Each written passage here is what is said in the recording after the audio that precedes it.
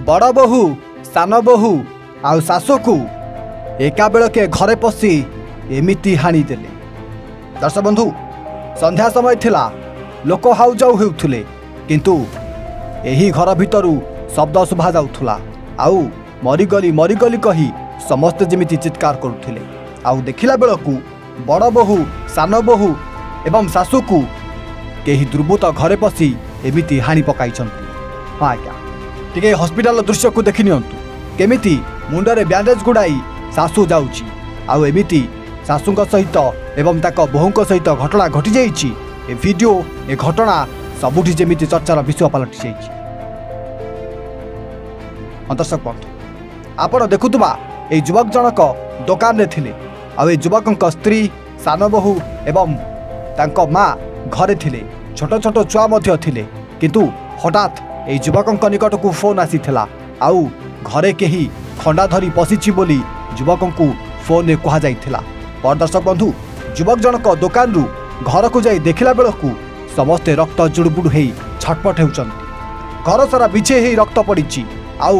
आउ माँ स्त्री एवं सान बोहू एणे तेणे पड़ी छटपट हेउचंती। पर दर्शक बंधु से दृश्य एते भयानक थिला आमे से दृश्य को देखाई पारिबुनी। हाँ आज्ञा संध्या समय हठात घर भितरे कई दुर्बृत्त पशि जाइथिले आउ एका बेलके 3 जन को खंडारे हाणी पकाइथिले। आ पर दर्शक बंधु एमिति हाणी हाणी शेषरे सेही घर भितरे बड़ बोहू को हत्या कर दैथिले। तबे से 3 गुरुतर को भंडारी पोखरी स्वास्थ्य केन्द्र रे भर्ती कर दैथिबा बेले सेठी डाक्टर बड़ बोहू को मृत घोषणा करथिले एवं सान बोहू शाशु को गुरुतर भावे चिकित्सा कर दैथिला। तबे एमिति घटना भद्रकर भंडारी पोखरी अंचल घटी जाइथिबा बेले सबुठ जेमिति घटना को नहीं चर्चा चली। हाँ दर्शक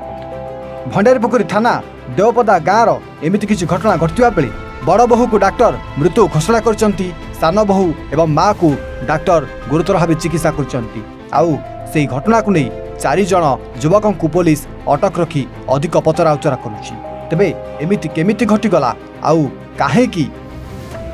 कौनसी दुर्बृत्त घरे पशि एमिति घर लोकों को हाणी पकाइथिला ताकु नहीं सबुठी जेमिति चर्चा धरिबा लागिछि। भाई हेबी से संध्या घरे बसते तो 2 जन सडन आसिले जड़े तार गेट डेईकी जाइए हाणी आ जड़े बाहर था 3 जन को हाणी 2 जन गुरुतर जड़े डेथ हो कौन कारण से भी कहीपर आम भी जानू कौन कारण है कौ सत्य से मो भौणी देखी सी भी कहला कि ना से पिला भी आम चिन्हीचु से कौन जड़ा बोली दुकान कम करा आगुरी से बड़ीपुर घर कौन सेमती दुकान था कि विशृंखला होती कौन ना से कथा भी आम जान आज्ञा आम मंजुर मार्केट से आगुरी कम कर से पलैगला काले कम गला रही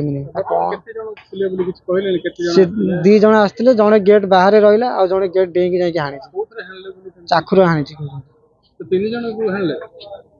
3 जन लेडीज थे जेस्ट कहीं नथिले मो 2 भिणी आ मो ससुर सब थे मार्केट शिवजना सार घटना है आम गाँव अच्छु माइक आम मठ पाखर माइक बाजू डाकू से डाकी आमको शुभा जाए से आम धूड़ी आस आमको हाणले धूड़ी आस हाणले एमको डाकिले आम मठर माइक बाजू गाँव को शुभुनि आम साई पड़िशा जन डाकी आम आइला बेलू से हाणिकी से पलि गला आम दाँड़े भी आस देखनु जे गोटे जन जन है जड़े बाली पड़ी आ जड़े गेट फाग पड़ी आ जड़े दुआर मुहर पड़ी सांगे सांगे गाड़ी बसैकी घीति आसनु भंडापुकुरी मेडिकल घीति आसनु भंडापुकुरे बड़ जा बो बड़ बो अच्छा मझिया बो शाशु को ये भद्रक डेट जाए सार आम कहीपर सार कहीपर किए मार्ची किए कौन कर देखिनु आखिर सार ना कहीपर देखिनु संतोष कुमार साहू कौन घटना घरे केउ माने आछि आक्रमण कले का देर कले कौन घटना सुनले घरे गला कौन देखले मो दुकान रे थिले घर फोन आइला बेले जड़ा के आसिक छुरी देखौजी हावली मावली खाउछन मो छुआ मो दुकान दुकान सागे सागे बाहर की पड़े गाड़ी नहीं आइला बेलू एम रक्त जुड़ गुड़ होगी पदार पड़ जाती देखला बेलू जड़ा नहीं मो माँ मो स्त्री मो सान बाबू मो छुआ दीटा किसी करनी घर भितर रक्त रोसे घर रक्त सब रक्त ତା ସହିତ ପୂର୍ବ ସୁଯୋଗ ଥିଲେ किसी नाला का सहित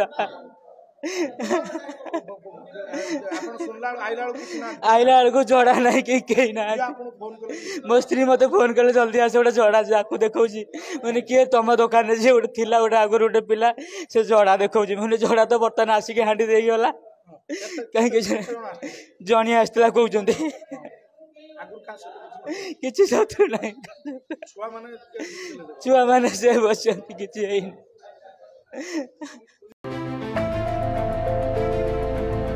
भद्रक सुप्रकांत राउतराय रिपोर्ट एवं ओडिया।